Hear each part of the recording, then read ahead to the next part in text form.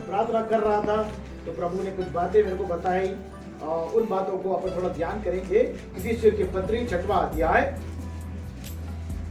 10वें पद से 18 पद तक। कोई एक जन पढ़ सकते हैं? इफिसियों की पत्री 6वां अध्याय 10 से लेकर 18 पद तक। इसलिए प्रभु में और उसकी शक्ति के प्रभाव में बलवंत बनो, परमेश्वर के सारे हथियार बांध लो कि तुम शैतान की युक्तियों के सामने खड़े रह सको, क्योंकि हमारा ये मलयुद्ध लहू और मांस से नहीं परंतु प्रधानों से और अधिकारियों से और इस संसार के अंधकार के हाकिमों से और उस दुष्टता की आत्मिक सेनाओं से है जो आकाश में है।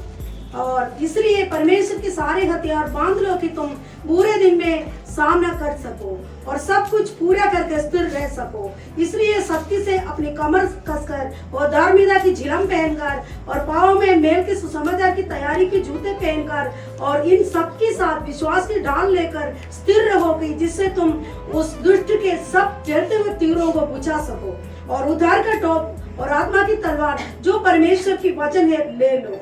हर समय और हर प्रकार से आत्मा में प्रार्थना और विनती करते रहो, और इसलिए कि जानते रहो कि सब पवित्र लोगों के लिए लगातार विनती किया करो। आमीन। मेरे प्रिय, हम पढ़ते हैं एक आत्मिक युद्ध के हथियार के बारे में प्रभु ने यहाँ पर बताया है। ये आत्मिक युद्ध जो हमारे जीवन के लिए बहुत जरूरी है, क्योंकि हम लोग आत्मिक लोग हैं, हम संसारिक लोग नहीं हैं। हम संसार में जरूर जीते हैं लेकिन हम संसारिक लोग नहीं हैं। पहले हम संसारिक लोग थे, संसार के समान हमारा जीवन था, हमारा चलना फिरना बोलना उठना कार्य करना सब संसारिकता की बातों को प्रकट करता था। जब हमने प्रभु यीशु मसीह को अपना प्रभु करके स्वीकार किया, तब से हमारे अंदर से संसारिकता खत्म होते होते चला जा रहा है और हम आत्मिक बनते बनते जा रहे हैं। हम संसारिक लोग नहीं रह गए, हम प्रभु के लोग हैं, हम आत्मिक लोग हैं। हम संसार के समान जीवन जीने वाले लोग नहीं हैं। हम लोग कौन हैं? आत्मिक लोग हैं, क्योंकि प्रभु यीशु मसीह को अपना मुक्तिदाता के रूप में हमने स्वीकार किया है। इसलिए आज हम लोग सब मिलकर यह संगति कर रहे हैं। क्यों हम आराधना कर रहे हैं? क्यों हम गीत गा रहे हैं? क्यों हम गवाही सुन रहे हैं? क्यों हम प्रार्थना कर रहे हैं एक दूसरों के लिए? क्योंकि हम लोग आत्मिक लोग हैं, हम संसार के लोग नहीं हैं। संसार के समान हम जीने वाले लोग नहीं हैं। यह बात हमें समझना है। संसार में से परमेश्वर ने आपको और मुझको चुनकर अलग किया है, उसके लोग के रूप में, एक पवित्र समाज के रूप में और उसकी प्रजा के रूप में, उसकी संगति में रहने वाले के रूप में आपको और मुझको परमेश्वर ने चुना है। हम दलदल में थे, कि दलदल के कीच में पड़े हुए थे, उसमें से खींचकर प्रभु ने हमें निकाला है। क्यों निकाला है? इसलिए निकाला है कि हम एक पवित्र समाज बन सके, प्रभु के लिए एक याचक के समाज बन सके, प्रभु के लिए हम उपयोगी लोग बन सके। इसलिए प्रभु ने हमें चुना है। आमीन, हालेलुया। यहाँ हम देखते हैं 10वें पद में पढ़ते हैं, प्रभु में और उसकी शक्ति के प्रभाव में बलवंत बनो। प्रभु कह रहा है, जिनने यीशु मसीह को ग्रहण कर लिया है, हम पापी थे, जब हमने यीशु मसीह को ग्रहण किया, हमारे पाप उसके लहू से धो दिया गया, हम शुद्ध और पवित्र और पाक हो गए हैं, अब उसके लोग हो गए हैं, हम उसके जन हो गए हैं और हम प्रभु के लोग हो गए हैं। इसलिए यहाँ कहा गया प्रभु में। किसमें बनना है? हमें प्रभु में बनना है। प्रभु में बनना मतलब प्रभु के समान हमें बनना है, यीशु मसीह के समान हमें बनना है। उसकी चाल हमारे जीवन के द्वारा प्रकट होनी चाहिए। मेरे प्रियो, प्रभु यीशु मसीह की चाल आपके जीवन में, मेरे जीवन में प्रकट होना चाहिए। पहले हम संसारिक लोग थे, संसार के समान सारे सत्कर्म करते थे, हमारी बोली में, चाल चलन में, उठने में, पहनाव में, वो सब संसारिकता की बात दिखाई देती थी। लेकिन जब हमने यीशु मसीह को पहन लिया, यीशु मसीह को बोला कि यीशु तू मेरे हृदय के भवन में आ जा, उसको जब हमने स्वीकार कर लिया यीशु को, तो हम किसके लोग हो गए? प्रभु यीशु के लोग हो गए और हमारे जीवन से पुरानी बातें सब निकल गई है। आमीन। पुरानी बातें बीत गई है, हम सब क्या हो गए, नए हो गए हैं। पुराना जो स्वभाव था, लड़ाई का, झगड़े का, क्रोध का, है ना, वो सब क्या हो गया, धीरे धीरे पूरा हमारे जीवन से निकलता चला गया। क्यों निकलता जा रहा है? क्योंकि हमने प्रभु यीशु मसीह को पहन लिया है। यीशु मसीह हमारे जीवन में जन्म लिया है। जब यीशु मसीह हमारे जीवन में जन्म लिया है तो वो जन्म मात्र नहीं लिया है, लेकिन हम उसमें बढ़ना है। जैसे यीशु मसीह के वचन में हम पढ़ते हैं, सुसमाचार में पढ़ते हैं, यीशु मसीह का जन्म हुआ और उसके बाद वो डील डोल में बढ़ने बढ़ा। तो यीशु मसीह जब डील डोल में बढ़ा, आप और मेरे जीवन में यीशु मसीह पैदा हुआ, हमारे अंदर में भी यीशु मसीह बढ़ना है। उसके अनुसार हमारा स्वभाव होना चाहिए, उसके अनुसार हमारा गुण होना चाहिए। प्रभु में हम होना चाहिए। किसमें होना है? प्रभु में। पहले संसार में थे, अब किसमें है? प्रभु में है। तो प्रभु का कलाम कहता है तुम प्रभु में बने रहो और उसकी शक्ति के प्रभाव में बलवंत। उसकी शक्ति, उसकी जो शक्ति है उसमें हमें क्या करना है? बलवंत बनना है। हमें बलवंत बनना है। जब तक हम प्रभु में नहीं बनेंगे तब तक उसकी शक्ति में हम क्या नहीं बन पाएंगे? बलवंत नहीं बन पाएंगे। तो बलवंत होना है। और जब हम बलवंत होंगे तो उसमें आगे 11 पद में हम पढ़ते हैं, परमेश्वर के सारे हथियार को बांध लो। एक हथियार दिया है परमेश्वर, आप आत्मिक लोगों के लिए एक हथियार है। अगर आपने यीशु मसीह को अपना प्रभु करके स्वीकार कर लिया है तो आपके लिए एक हथियार दिया है। जैसे एक सोल्जर लड़ाई के लिए जाता है, उसके हाथ में हथियार होता है, वैसे आपके और मेरे हाथ में परमेश्वर ने हथियार दिया है।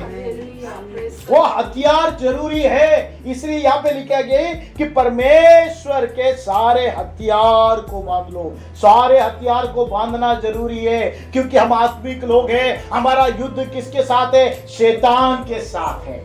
मनुष्य के साथ हमारा कोई युद्ध नहीं है मेरे प्रियो, शैतान के साथ युद्ध है। हम संसारिक होते हैं तो मनुष्य से युद्ध करते रहते। पहले हम लोग करते थे, हम संसारिक लोग थे, तब क्या करते थे?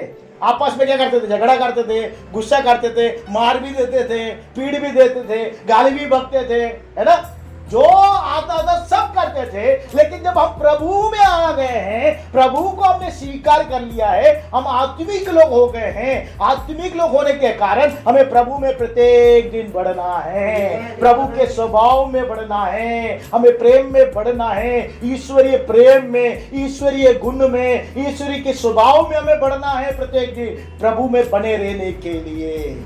अगर बने रहेंगे तो वे क्या करेगा? परमेश्वर उसकी शक्ति के प्रभाव में हमें क्या होना है? बलवंत होंगे। तो परमेश्वर अपना सारा हथियार हमको देगा।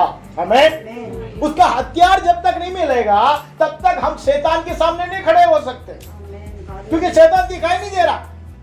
मनुष्य को क्यों मार देते, क्यों डांट देते, उसको जो कुछ कहना कह देते, क्योंकि दिख रहे।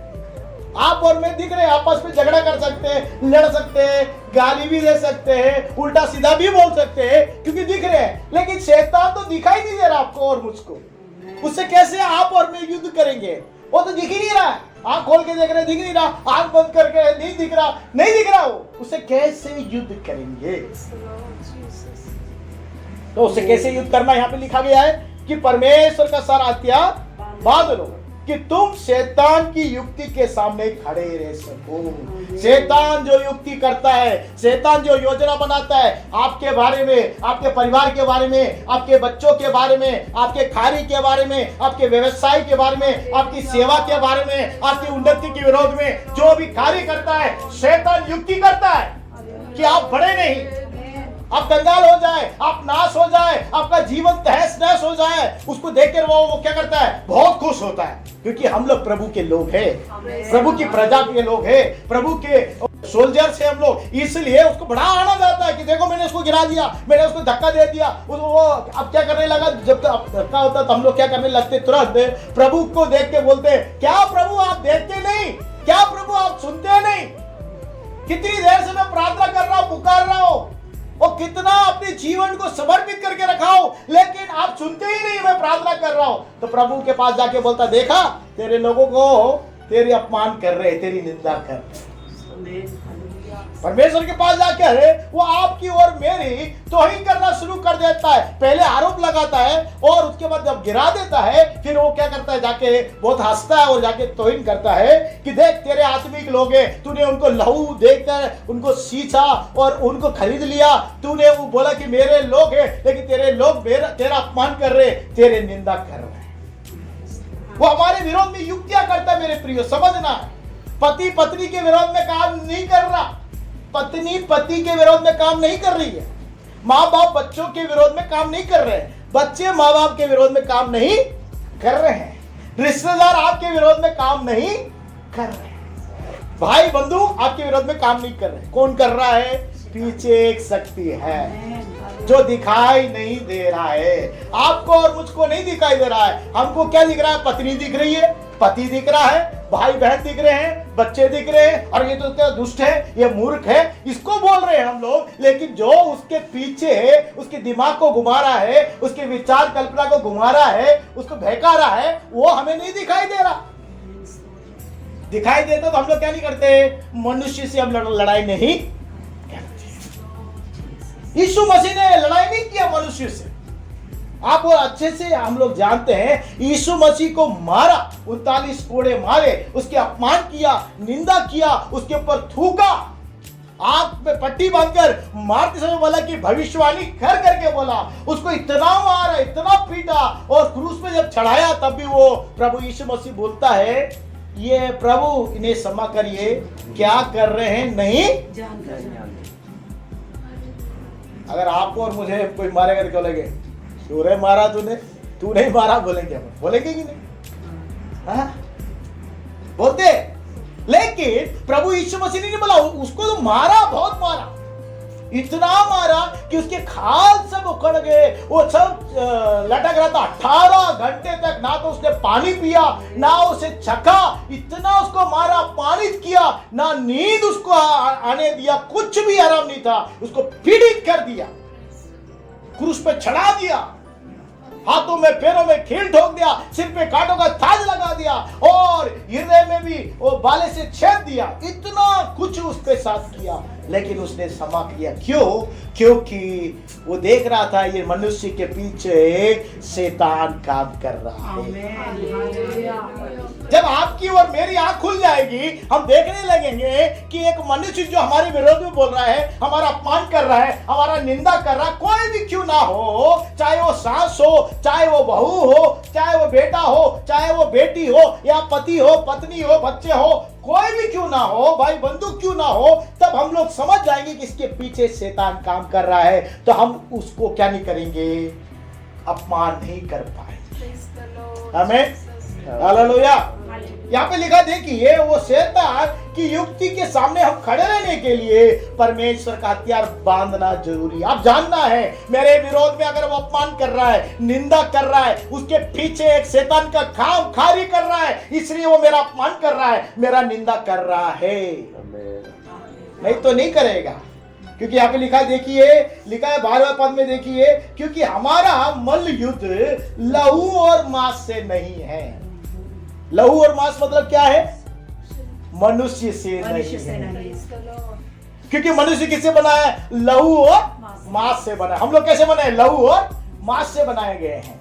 हमसे कोई अगर विरोध कर रहा है, बैर कर रहा है, वो नहीं कर रहा है, उसके पीछे एक शैतान एक हमारे विरोध में एक युक्ति बना के युद्ध करवा रहा है। हमारी आंख खुलनी चाहिए मेरे प्रियो, हमारी आंख खुलनी चाहिए। शैतान पीछे युक्ति करवा रहा है, इसलिए वो हमसे बैर कर रहे हैं, हमें पीड़ित करना चाहते हैं, हम अपमान करना चाहते हैं, हमारा निंदा करना चाहते हैं। हम लोग उस बातों को जानना है कि हमारा जो मल युद्ध, हमारी लड़ाई किससे नहीं है? लहू और मांस से नहीं है, लेकिन क्या लिखा है? परंतु प्रधानों से, अधिकारियों से, संसार के अंधकार के हाकिमों से, दुष्टता की आत्मिक सेना से जो आकाश में। दिखाई इसलिए नहीं दे रही, कहां पर है वो? आकाश में है। आकाश दिखाई दे रहा है, लेकिन आकाश के ऊपर इन लोगों ने डेरा बांध के रखा है। कौन नहीं, ये लोग ये प्रधान लोग हैं, ये प्रधान दूत लोग हैं जो शैतान के दूत है, प्रधान ये अधिकारी लोग हैं जो शैतान के अधिकारी लोग हैं, ये संसार के अंधकार के हाकिम लोग हैं, और ये दुष्ट आत्मिक सेना है जो ऊपर बैठी हुई है, जो आपके और मेरे विरोध में, क्योंकि हम आत्मिकता में बढ़ जाएंगे तो उसके लिए परेशानी का कारण हो जाएगा। क्योंकि हम लोग क्या करेंगे, जो अंधकार में हैं उनको प्रभु के पास लेके आएंगे, हम उनके लिए प्रार्थना करेंगे, हम उनके लिए उपवास करेंगे, हम उनके लिए हम ट्रैक्स देंगे, हम उनको प्रभु के बारे में बताएंगे, अपने जीवन की गवाही के द्वारा उनको प्रभु के बारे में बताएंगे, उसको निकालने की हम कोशिश करेंगे, जो अंधकार में है उनको निकालने की हम प्रयास करेंगे। हमारा जीवन भी एक दिन अंधकार में था मेरे प्रियो, हम भी प्रभु को नहीं जानते थे, यहाँ जितने भी बेटे कोई प्रभु को नहीं जानता था, लेकिन एक दिन जब हमने प्रभु को जाना तो हम अंधकार से बाहर आ गए। हमें तो अंधकार से आप और मैं बाहर आ गए, तो हम लोग क्या सोचते, हम जैसे अंधकार से बाहर आ गए और मेरे भाई बंधु जो आसपास के लोग हैं वो सब अंधकार से बाहर आना है। हमें हालेलुया, तो सब आना है। इसलिए हम लोग क्या करते, प्रयास करते हैं, जब हम निकालने की कोशिश करते हैं तो हमारा युद्ध किससे होना शुरू हो जाता है, शैतान। वो अंधकार में थे हम, तो वो सोचता है फिर से हमें अंधकार में लेके आने की कोशिश करता है, फिर से हमें अपना बंदी बनाने की कोशिश करता है, अपना गुलाम बनाने की कोशिश करता है। एक शराबी है जो शराब छोड़कर प्रभु में आने लगा तो उसको क्या करने लगी कोशिश करता है, वो उसको फिर से शराबी बनाने की कोशिश करता है, उसको फ्री में देने की कोशिश करेगा, फ्री में देगा। पहले तो कुछ नहीं मिलता होगा बेचारे को, फ्री में बीबी को मारेगा, पैसे लेगा और जाके शराब पिएगा, लेकिन जब उसे सब कुछ छोड़कर प्रभु के पास आ गया तो क्या हो जाएगा, उसके मन में आएगा, अब क्या उसके मित्र लोग आगे, अरे हाँ यार मैं तेरे को पिलाता हूं, है ना। देखिए शैतान उनको गुमराह करके उसको फिर से उसको नशेला बनाना चाहता है, शराबी बनाना चाहता है, उसको अंधकार में ढापना चाहता है। वैसे ही मैं उदाहरण के लिए आपको बता रहा हूं, ऐसे हमने जो पाप छोड़ दिया, जो अंधकार में जो हमने काम किया, वो सबसे निकलकर जब हम बाहर आ गए, वो शैतान की शक्ति, अंधकार की शक्ति हमें फिर से खींचने की कोशिश करती है, हमें गिरा दे, तो वो हमारे विरोध में युद्ध करती रहती है। उसके अलावा जब हम जाके प्रभु के बारे में लोगों को बताते हैं, प्रभु के प्रेम के बारे में बताते हैं, देखो मेरी गवाही ऐसी है, मेरे को प्रभु ने जीवन बदल दिया, तो हम जाके दूसरों को अंधकार से निकालने की कोशिश करते हैं, तो वो अंधकार का हाकिम क्या करता है, आपके और मेरे विरोध में युद्ध करना शुरू कर देता है। पहले भी युद्ध कर रहा है, युक्ति कर रहा है, आगे भी युद्ध करना शुरू कर देता है वो, और उसको दिखाई हमें देता नहीं। बिना दिखे हुए लोगों से युद्ध करना बड़ा मुश्किल है। देखने वाले को हम गुस्सा मार सकते कि नहीं, जो दिखाई नहीं दे रहा है उसको कैसे मारेंगे। मारने के लिए क्या है, परमेश्वर के हथियार को लिखा है 13वां पद में, परमेश्वर के सारे हथियार बांध लो कि तुम बुरे दिन में सामना कर सको। बुरे दिन में आप और मैं सामना करना है तो परमेश्वर हथियार को बांधना है। अभी समय बुरा दिन आ गया है मेरे प्रियो, जैसे भाई ने बताया कि चुनाव आपके हाथ में है, भैया ने किताब लिखा, उसको मैंने पढ़ा, उसमें लिखा है बुरे दिन के बारे में लिखा है, वो बुरा दिन आ चुका है। अभी बुरे दिन में हम जा रहे हैं, जहां देखो महामारी फैली हुई है, हमें बड़े परेशानी और संघर्ष के साथ जीवन जीना पड़ रहा है संसार में, लेकिन अब प्रभु में बने रहेंगे, प्रभु में रहेंगे, प्रभु हमारा सारा जरूरत पूरा करेगा। हमारा विश्वास, हमारा आशा प्रभु पे होना चाहिए। इस्राएल का परमेश्वर जिन्हें जंगल में मन्ना खिलाया, आपको और मुझको खिलाने में सामर्थ्य है। हमारा भरोसा किसी मनुष्य पर नहीं, किसी सरकार पर नहीं, किसी व्यक्ति पर नहीं, हमारी धन संपत्ति पर नहीं, हमारा फोकस, हमारा विचार हमेशा, हमारी भावना प्रभु की ओर लगी रहनी चाहिए। प्रभु मेरा रखवाला है, मुझे कोई गति नहीं होगी, वो मेरा चरवाहा है, मेरे को हरी हरी चराई में वो लेकर जाएगा, मुझे सारी जरूरतें पूरी करेगा। हमारा आशा और विश्वास प्रभु की ओर रहेगा तो सारी जरूरतों को आप प्रभु पूरा करेंगे। आपकी सारी जरूरतें, प्रभु का कलाम कहता है पिता परमेश्वर आपकी सारी जरूरतों को जानता है, तुम्हें चिंता करने की जरूरत नहीं है।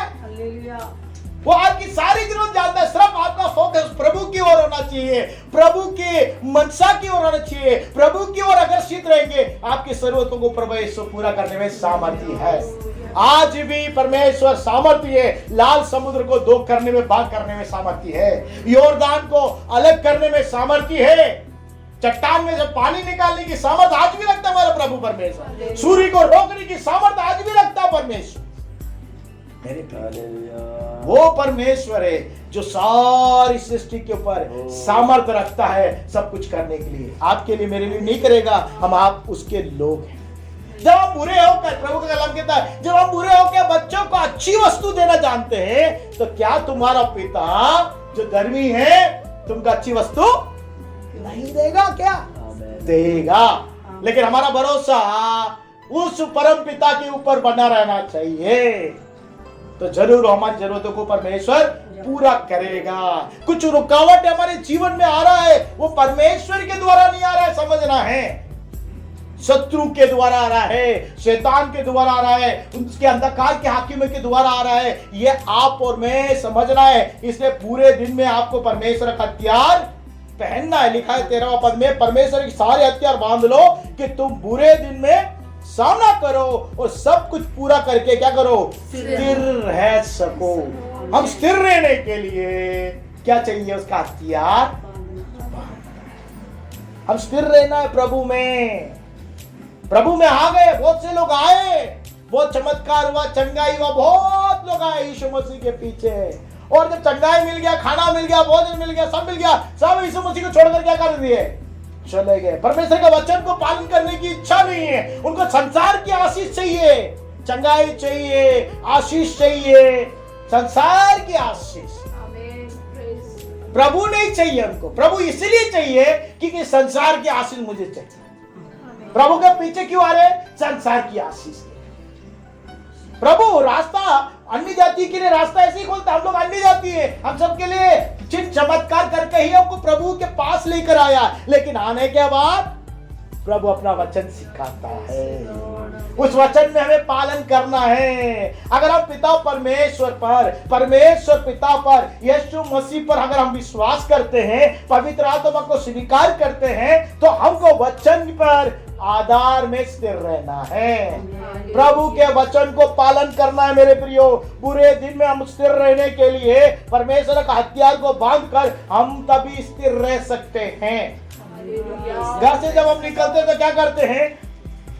ऐसे निकल जाते हैं, बिस्तर से उठकर ऐसे निकल जाते हैं, बताइए ना, नहाते धोते हैं और अच्छा बाहर जाने वाला वस्त्र पहनते फिर निकलते हैं। वैसे ही इस संसार में हम स्थिर रहने के लिए परमेश्वर का दिव्य हथियार को पहनना जरूरी है, क्योंकि जो दिख नहीं रहा उससे हमारा युद्ध हो रहा है, उससे बचना है आपको और मुझको। इस संसार में बचकर रहना है तो क्या पहनना है? उसमें लिखा है 14 पद में लिखा है, सत्य से अपनी कमर कसकर। सत्य जो है उससे कमर कसना है, सत्य से कमर कसना। तो आपके जीवन में कमर में सत्य बना रहने चाहिए, आप झूठ बोलने वाला नहीं होना चाहिए। जब हम यीशु मसीह को ग्रहण कर लिए, हमारे जीवन में झूठ दूर हो जाना चाहिए, क्योंकि प्रभु जो है सत्य है। प्रभु यीशु मसीह ने कहा, यूहन्ना 14:6 में लिखा है, मार्ग, सत्य और जीवन नहीं हो। अगर आप प्रभु यीशु मसीह मेरे अंदर में है तो हमारे अंदर में सत्य होना जरूरी है। इसलिए प्रभु का कलाम कहता है, सत्य का पटका बांध लो। बेल्ट जो है आपका सत्य का होना चाहिए। जब तक सत्य का आप पटका नहीं बांधेंगे, आपके अंदर में सत्य नहीं रहेगा, आप शैतान के ऊपर में जय नहीं प्राप्त कर सकते, क्योंकि शैतान झूठों का पिता है। किसका पिता है? इसे फादर ऑफ लायर, वो झूठों का पिता है। उसके ऊपर जय प्राप्त करना तो आपके अंदर सत्य होना चाहिए। किसी मजाक में भी हम झूठ नहीं बोलना है, सत्यता बनी रहनी चाहिए। हम में सत्य रहना चाहिए, बच्चों को भी सत्य बातें सिखानी चाहिए। कभी कभी क्या होता है, उधारी लेते पिताजी माताजी घर पे क्या बोलते, बेटा पापा मम्मी घर पे नहीं बोल देना। देखा है मेरे बहुतों को, बच्चों को हम क्या सिखा रहे हैं? झूठ सिखा रहे। फोन आ गया, तो हम बोल रहे हैं कि बेटा पापा नहीं है बोल देना। इसका मतलब क्या है? क्या सिखा रहे बच्चों को? झूठ। कल आप उनको सत्य के बारे में सिखा सकते क्या? अरे मम्मी तो पापा तो झूठ बोलती है, सत्य नहीं सिखा सकते। अगर हम सत्य पे नहीं रहेंगे तो हम झूठे शैतान के ऊपर में जय प्राप्त नहीं कर सकते। इसलिए सत्य का जो बेल्ट है, सत्य का जो पटुका है, हमारे कमर में सत्य रहना चाहिए। आगे लिखा देखिए, धार्मिकता का चीलम पहन लो। धार्मिकता का चीलम मतलब है वस्त्र पहन लो, धार्मिकता का वस्त्र। यीशु मसीह ने अपने लहू से धोकर धार्मिकता का वस्त्र आपको और मुझको दिया है, उससे हमें पहनना है मेरे प्रियो। धार्मिकता का वस्त्र जब तक नहीं पहनेंगे तब तक हमारे ऊपर क्या करेगा? दोष लगाएगा। शैतान दोष लगाता है क्योंकि योशुआ वो परमेश्वर के सम्मुख में खड़ा हुआ है और वो दोष लगाता है कि ये मेला चितला कपड़ा पहना हुआ है। हमारा धर्म का काम सब क्या है? मेले चितड़े के समान है। हमें कितना भी हम धर्म का काम करें, लोग कहते हैं कि हम धर्म का काम करेंगे स्वर्ग जाएंगे, लेकिन हमारा धर्म का काम सब मेले चितड़े के समान है मेरे प्रियो। कितना भी हम धर्म का काम करें, हम स्वर्ग में प्रवेश नहीं कर सकते। हमें मुक्ति और छुटकारा, चंगाई नहीं मिल सकता। लेकिन हम धर्म का धार्मिकता का चीलम तभी हमें मिलेगा जब हम यीशु मसीह को ग्रहण करके अपने पाप का अंगीकार करके उसके लहू से धुले जाएंगे। तब प्रभु हमें एक धार्मिकता का वस्त्र पहनाएगा। वो धार्मिकता का वस्त्र हमें पहनना है, तभी शैतान के सामने खड़े रह सकते हैं, क्योंकि शैतान के पास वो धार्मिकता का वस्त्र नहीं, सत्य नहीं है, धार्मिकता शैतान के पास नहीं है। उसे पहनना बहुत जरूरी है मेरे प्रियो। आगे 15 पद में हम देखते हैं, वहां पे क्या लिखा है? पाँव में मेल का सुसमाचार का तैयारी का जूता पहनकर। शू पहनना है। क्या शू पहनना है? मेल के सुसमाचार का। मेल क्या मेल है? परमेश्वर से मेल करने का सुसमाचार। इस ए गुड न्यूज, ये शुभ संदेश है जो परमेश्वर के साथ आपका और मेरा का मेल करवाता है। ये गुड संदेश सुनकर हम लोग ने प्रभु को ग्रहण कर लिया, आपने और मैंने ग्रहण कर लिया। तो यहां हम देख रहे हैं वो जूता पहनना है, मेल के सुसमाचार का जूता। इसका मतलब है हम प्रभु के बारे में दूसरों को गवाही देना है। क्यों चर्च में गवाही रखी गई है? क्योंकि आप यहाँ ट्रेनिंग लेंगे, बाहर जाके आप गवाही दे सकेंगे। हमें हालेलुया। कलीसिया में क्यों गवाही का समय दिया जाता है? क्योंकि आप ट्रेन हो जाए कि आप जाके दूसरे अन्य जाति को क्या कर सकते हैं? प्रभु ने मेरे जीवन में इतना काम किया, तुम भी प्रभु यीशु मसीह को स्वीकार करोगे तो तुम्हारे जीवन में भी प्रभु काम करेगा।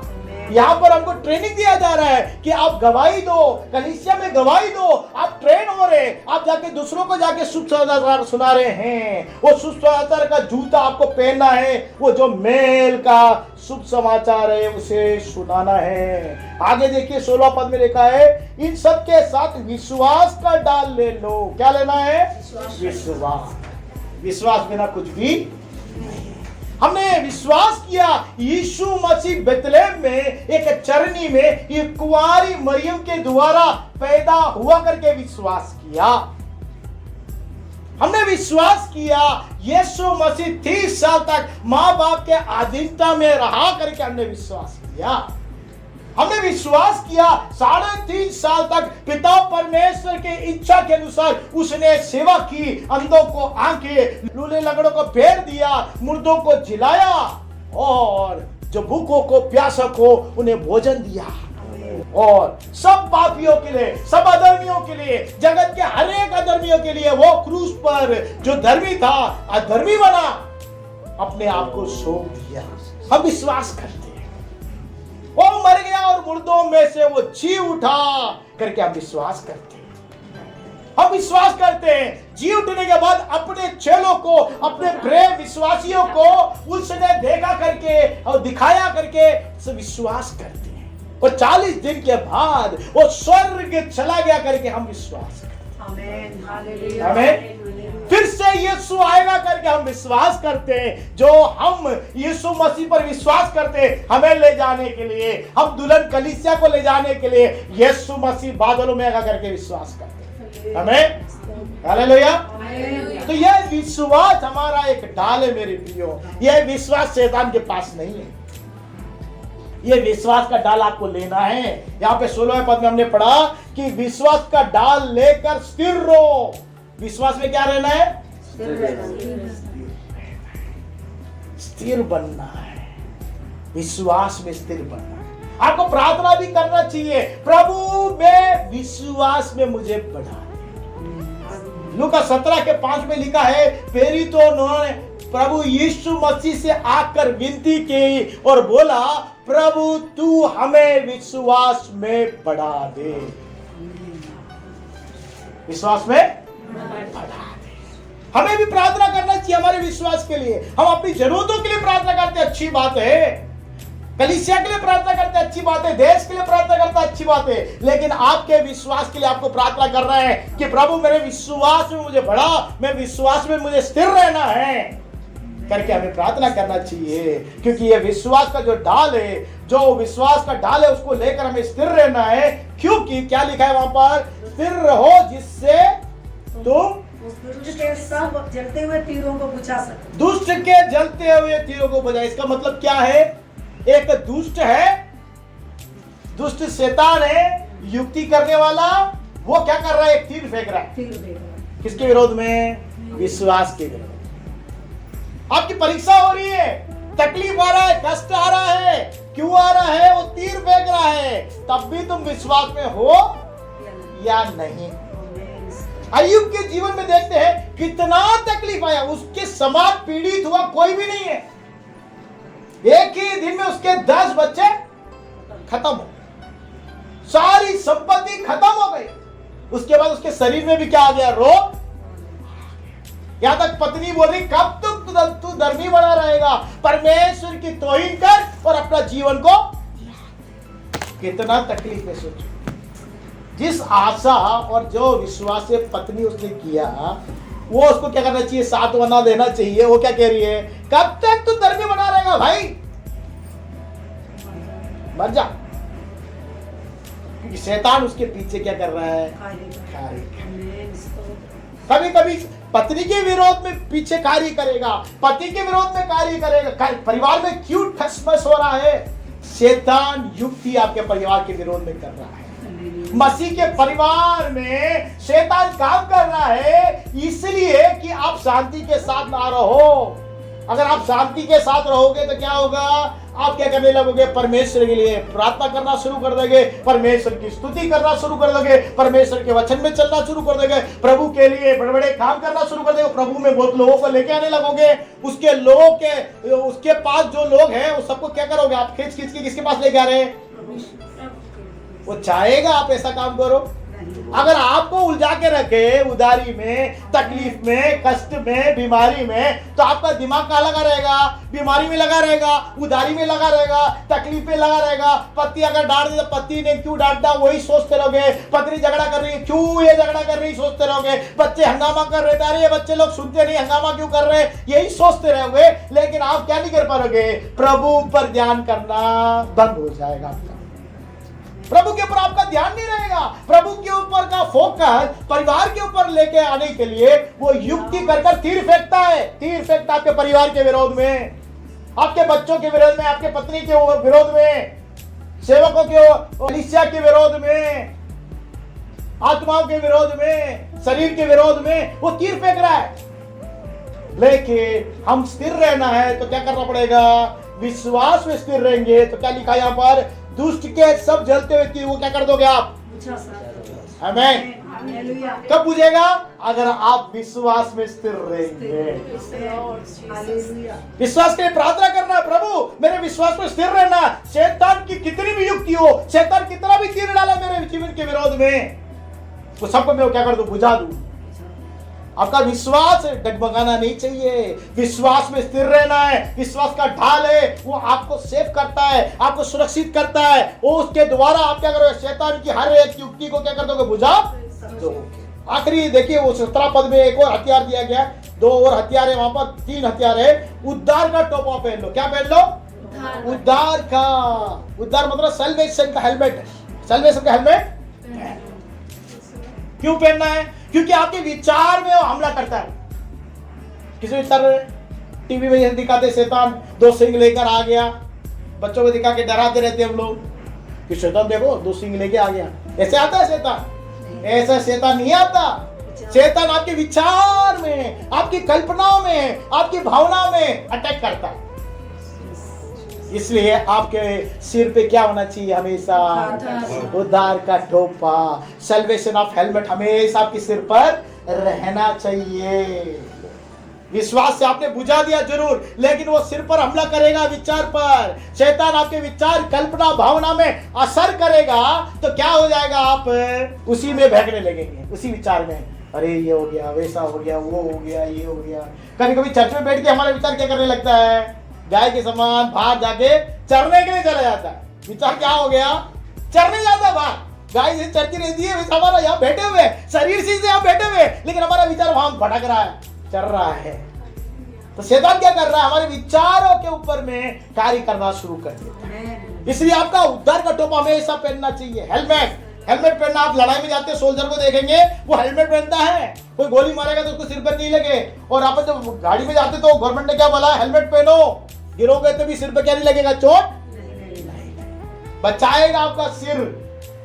तो हमारा आत्मिक जो सिर है, इसको बचाने के लिए एक आत्मिक टोपा परमेश्वर ने दिया है, उसको पहनना है। उद्धार का अनुभव आपके अंदर में होना चाहिए।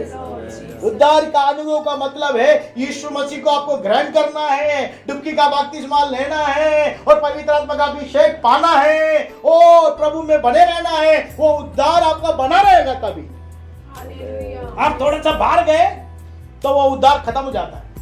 पतरस ने बोला यीशु मसीह से, प्रभु आप मेरे पैर को मत धोना। क्या बोला? याद है आप लोगों को, है ना? पैर को मत धोना, क्योंकि आप प्रभु है, आप मेरे गुरु है, आप रबूनी है, आप मेरे पैर कैसे धो सकते? प्रभु ने क्या बोला? अगर मैं तेरा पैर नहीं धोऊंगा, तेरा कोई भी हक मेरे पास नहीं है। बोला कि नहीं बोला? कोई हक नहीं है पतरस। तो पतरस ने बोला फिर तो आप मुझे क्या करो? सिर से लेकर पांव तक धो दो। पतरस बोला। प्रभु ने क्या बोला? जिसने बपतिस्मा ले लिया है उसको फिर से सिर से पैर तक धोने की जरूरत नहीं है। उसका पैर धुल जाए बहुत है। हमें इसका मतलब क्या है? हमने एक बार प्रभु यीशु मसीह को स्वीकार करके पिता, पुत्र, पवित्र आत्मा के नाम से डुबकी का बपतिस्मा ले लिया है, उसके बाद बार बार जाके डुबकी का बपतिस्मा लेने की जरूरत नहीं है। आप और मैं इस संसार में रह कर हमारे विचार में, कल्पना में, भावना में जो गलती हो जाती है, जानकर अनजान कर, जानबूझकर जो पाप कर देते हैं, उसके लिए क्या होना चाहिए? हमारा पैर धुल जाए। इसका मतलब है हमारा पाप अंगीकार कर ले, वही काफी है। तो प्रभु ने वो बोला कि तेरा पैर में धो दो काफी है, वो उद्धार तुझे मिल जाएगा। उसके बाद लिखा है मेरे प्रिय 17 में लिखा है, आत्मा का तलवार जो परमेश्वर का वचन है। क्या तलवार है? अभी तक हमको प्रभु ने जो भी हथियार दिया है अपने आप को बचाने के लिए, सत्य का पटुका आपको बचाएगा, धार्मिकता का झिलम आपको बचाएगा, विश्वास का डाल आपको बचाएगा, मेल के सुसमाचार का जूता आपको बचाएगा, उद्धार का टोपा आपको बचाएगा। लेकिन शैतान से लड़ने का एक हथियार वचन। यहाँ पे लिखा है कि आत्मा का तलवार जो परमेश्वर का वचन ले। तो वचन लेने का मतलब क्या है? ये बाइबल उठा लेने का मतलब नहीं है। बाइबल को पढ़ना है, हमें वचन को पढ़ना है। और कहाँ रखना है? 1.5 फीट तक नीचे रखना है। कहाँ रखना है? दिल में रखना है। रखना के लिए नहीं है, उसके अनुसार वचन हम बहुत सुनते हैं, वचन हम बहुत पढ़ते हैं।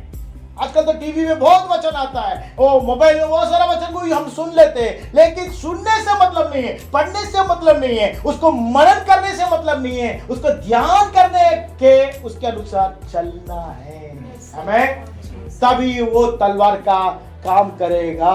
मत्ती रचित सुसमाचार 4 अध्याय 4 पद में, 7वें पद में, 10वें पद में हम पढ़ते हैं कि यीशु मसीह को जब शैतान ने गिराने का कोशिश किया तो प्रभु परमेश्वर ने वचन के द्वारा उस पर जय पाई। आमीन। तो वचन एक तलवार है मेरे प्रियो, उसके द्वारा हम जय प्राप्त कर सकते हैं, क्योंकि 2 तीमुथी 3 अध्याय 16 पद लिखा है कि परमेश्वर का वचन जो पवित्र आत्मा के द्वारा लिखा गया है, वो वचन के द्वारा हम शैतान के ऊपर में हम जय प्राप्त कर सकते हैं। इब्रानी 4:12 में लिखा है कि वो जो वचन है जो क्या है, गूदों को क्या करता है, छेदता है और अलग करता है। आमीन। और यिर्मयाह 23 के 29 में लिखा है वचन आग है, हथियार है, हथौड़ा है, जो तोड़ता है, काटता है, चाटता है, हमें भी काटेगा, चाटेगा और शैतान से भी युद्ध करवाएगा। आमीन। दो धारी तलवार का मतलब क्या है, आगे वाले को भी मारेगा, इधर भी मारेगा। इधर क्या कर रहा है, हमें ठीक कर रहा है, उधर उसको नाश कर रहा है। आमीन। हालेलुया। उसको हमें पहनना है मेरे प्रियो, वो वचन को हमेशा लेके रखना है, क्योंकि प्रभु यीशु मसीह वचन में है। यूहन्ना 1:1 में कहा गया है, आदि में वचन था, वचन परमेश्वर के साथ था और वचन ही परमेश्वर। और 14 पद कहता है कि वचन देहधारी हुआ। आमीन। यूहन्ना 1:14 में लिखा है वचन देहधारी हुआ। वो वचन में था यीशु, वचन देहधारी हो गया। अगर वचन आपके साथ है, यीशु आपके साथ है। आमीन। हालेलुया। अगर आपके साथ वचन नहीं है, यीशु आपके साथ नहीं है। यीशु आपके साथ रहना है, आप वचन को अपने साथ रखिए, वचन को पालन करिए, वचन के अनुसार चलिए। शैतान आपके ऊपर जय प्राप्त नहीं कर सकता है, शैतान के ऊपर आप और मैं जय प्राप्त करेंगे। आमीन। उसके आगे लिखा कि हर समय, 18 पद में लिखा है, हर समय आत्मा में प्रार्थना और विनती करते रहो, इसलिए जागते लेकर पवित्र लोगों को लगातार विनती किया करो। जागते रहना है, हमें क्या करना है, जागते रहना मेरे प्रियो। हमेशा आपको और मुझको क्या करना है, जागते रहना। इसके मतलब ये तो नहीं है कि हम सोए नहीं, शरीर में हम सो सकते हैं, लेकिन आत्मा में जागे रहना चाहिए, क्योंकि शैतान सोते समय क्या करता है, खेतों के बीच में जंगली बीज बो देता है। हमारी आत्मा जो खेत है, इसके विरोध में जंगली बीज को बो देने वाला शैतान है। हमें जागते रहना है मेरे प्रियो। जल्दी समाप्त करूंगा। जागते रहना है किस लिए, इसलिए हमें आत्मा में प्रार्थना करना है। हम सिर्फ मुंह में प्रार्थना करते हैं, लेकिन आत्मा से प्रार्थना करना है। आमीन। अगर हम देखेंगे, आखिरी में हम पढ़ेंगे इब्रानियों 5वें अध्याय के 7वां पद, कोई जन पढ़िए, इब्रानी 5 का 7 पढ़िए कोई। इब्रानियों के पत्री 5वां अध्याय 7वां पद। यीशु ने अपनी देह में रहने के दिनों में, यीशु हमारा रोल मॉडल है। यीशु देह में रहते समय ऊंचे शब्द से पुकार पुकार कर, ऊंचे शब्द से पुकार पुकार कर और आंसू बहा बहा कर उससे जो उसकी मृत्यु से बचा, जो उसको मृत्यु से बचा सकता था, प्रार्थना और विनती की, प्रार्थना और विनती की। क्या की, बचा सकता था कौन, पिता परमेश्वर उसको बचा सकता था, उससे प्रार्थना और विनती की। आगे बढ़िए। भक्ति के कारण, उसकी भक्ति के कारण उसकी सुनी गई। आप और हम भक्ति का जीवन जीना है, अगर हमारा प्रार्थना सुना जाना है। मैं हमेशा मेरी पत्नी से कह रहा हूं कुछ दिनों से, क्या कह रहा हूं, एक साइलेंट लिसनर है, एक साइलेंट व्यूअर है। जानते साइलेंट लिसनर मतलब क्या है, शांत सुनने वाला एक है। आपकी जो भी वार्तालाप हो रही है, आप मित्र से कर रहे हैं, फ्रेंड से कर रहे हैं, मम्मी पापा से कर रहे हैं, पति पत्नी से कर रहे हैं, कहीं भी कर रहे हैं, एक सुनने वाला है जो आपको दिखाई नहीं देता है। आमीन। क्या बातचीत हो रहा है, सब वो क्या कर रहा है, सुन रहा है। इसे साइलेंट लिसनर, वो सुन रहा है, शांति के साथ सुन रहा है क्या आप लोग बात कर रहे हैं। साइलेंट व्यूअर मतलब जो क्या कर रहा है, देख रहा है, हमें हमेशा देख रहा है। मोबाइल में क्या कर रहा है वो भी देख रहा है। मम्मी पापा नहीं देख रहे, पति नहीं देख रहा, पत्नी नहीं देख रही है ना। आजकल मोबाइल क्या कर रहा है, बच्चे लोगों को, बड़ों को, सबको बिगाड़ रहा है। लेकिन आपके अंदर में भय होना चाहिए। एक साइलेंट व्यूअर है जो हमेशा आपको देखता है। आप क्या देख रहे हो मोबाइल में, क्या देख रहे हो छुप कर, वो सब उसको मालूम। उसकी आंखों से कोई बातें छुपी नहीं है। यहोवा की आंखें भलाई और बुराई को देखती रहती है, चाहे भला हो चाहे बुरा हो, सबको देखने वाला उसकी आंख है। ये साइलेंट व्यूअर है, वो देखता रहता है मेरे प्रियो। इसलिए आपके अंदर में, मेरे अंदर में भय होना चाहिए। यूसुफ के अंदर में वो भय था।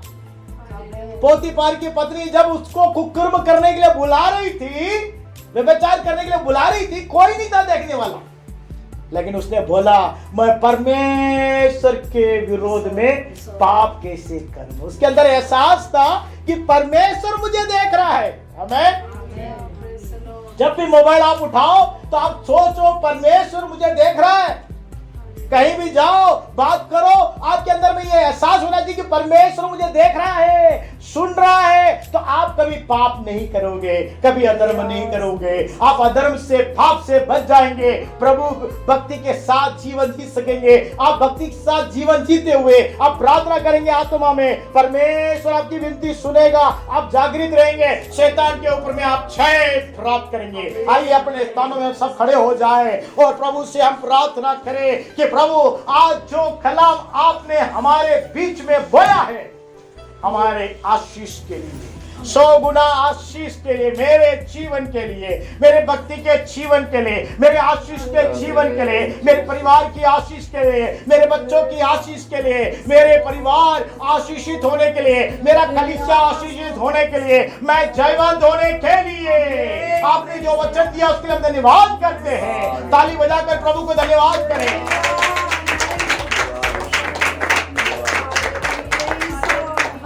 प्रभु में, प्रभु की शक्ति में बलवंत बन जाओ। प्रभु का वचन कहता है हमें बलवंत बनना है। प्रभु में, प्रभु की शक्ति में बलवंत बनना है। प्रभु में बढ़ते जाना है और शैतान की हर एक युक्ति को निष्फल करने के लिए, उसको हराने के लिए परमेश्वर के सारे हथियार को पहनना है। आपको बोलना है प्रभु यीशु मसीह आपके अनुग्रह से, पवित्र आत्मा की सहायता से सत्य का पटका बांध लेता हूँ, धार्मिकता का चिलम पहन लेता हूँ, मेल के सुसमाचार का जूता पहन लेता हूँ, विश्वास का ढाल ले लेता हूँ, उद्धार का टोपा पहन लेता हूँ। परमेश्वर का वचन जो परमेश्वर की वो वचन का आत्मा का वचन है, उसको मैं तलवार के रूप में ले लेता हूँ और आत्मा में प्रार्थना करता हूँ और मैं स्थिर रहना चाहता हूँ। राइट नाउ वो विश्वास के साथ आपको कहना है। बोलिए, मुंह बोलकर बोलिए कि प्रभु आपने दिए हथियार के लिए धन्यवाद, दिए हुए हथियार के लिए धन्यवाद। आज जो आपने हमें सिखाया धन्यवाद। मैं प्रत्येक दिन इसको पहन सकूं, शैतान की युक्ति में मैं जय प्राप्त कर सकूं, सेवा में मैं जय प्राप्त कर सकूं, परिवार में हमें जय के साथ जीवन जी सकूं, बच्चों के जीवन में जय के साथ जी सके, हम समुदाय में, देश में, संसार में जय के साथ जी सके, शैतान की हर एक युक्ति को हम निष्फल कर सके, जीवनों को समर्पित करें। तेरी इच्छा पूरी हो जाए, हाथों में तेरे जीवन है, मेरी प्रियो तू है कुमार, मुझको बना, मुझको बना, मैं मिट्टी हूँ, तू है कुमार, मुझको उठा, मुझको बना। समर्पण करें, हाथों को उठाकर प्रभु तेरी इच्छा मेरे जीवन में पूरी हो। अपने हाथों को उठाकर समर्पित करें, प्रभु से बोले प्रभु मेरे विश्वास को स्थिर कर, मेरे विश्वास में बढ़ा मेरे प्रभु जी। शैतान भेजने वाले हर एक तीर को मैं बुझा सकूं मेरे प्रभु परमेश्वर। ओ प्रभु मेरे विश्वास को दृढ़ कर, मेरे विश्वास को दृढ़ कर, शैतान के हर एक तीर को मैं बुझा सकूं, सत्य का पटको मैं पहन लूं कि